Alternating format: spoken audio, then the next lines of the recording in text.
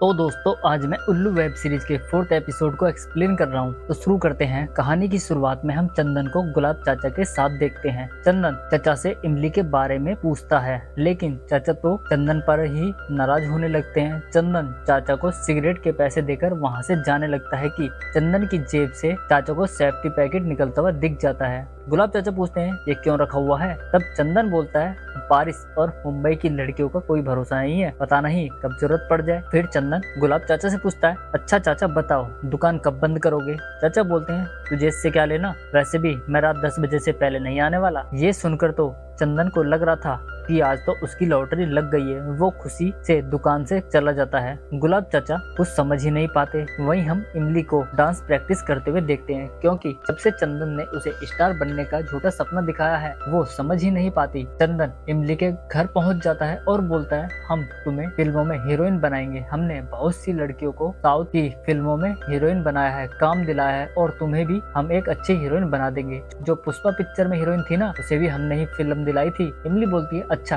कब मिलवा रहे हो डायरेक्टर साहब से। तो चंदन बोलता है बहुत ही जल्दी, लेकिन उससे पहले तुम्हें हमारे लिए एक काम करना होगा। फिर क्या था, इमली उसे मना नहीं कर पाती और यहाँ पर हम दोनों को रोमांटिक होते हुए दिखाया गया है। यहाँ पर हमें पूरी तरह से समझ आ जाता है कि चंदन कौन सी बारिश के बारे में बात कर रहा था। शाम को गुलाब चाचा घर पहुँचने पर इमली से चंदन के बारे में पूछते हैं कि इमली चंदन घर आया था क्या। इमली बोलती है नहीं। इसके बाद वो कुछ कपड़े इमली को लाकर देते हैं और बोलते हैं आज से तुम यही कपड़े पहनोगी। इमली उन कपड़ों को देखकर हंसने लगती है और बोलती है हम ऐसे कपड़े कभी नहीं पहनते जिसमें हमारे पैर एक दूसरे से अलग हो जाए। हमें तो ऐसे कपड़े चाहिए जिसमें हम अच्छा फील कर सके, जैसे ये लहंगा चोली हमने पहनी हुई है। अब इमली को बचाते हुए चाचा को चोट लग गई थी, वो पूरी तरह से अब ठीक हो गई थी। डॉक्टर बोलता है तुमने उस लड़की को घर में रखा हुआ है ना, वो ठीक नहीं लगती और उसका पहनावा देखा है तुमने। चाचा बोलते हैं उसके पति को पुलिस उठाकर ले गई थी और मकान मालिक ने उसे घर से बाहर कर दिया था, लेकिन मैं जल्दी ही उसे अपने घर से भी निकाल दूंगा। इतना बोलकर गुलाब चाचा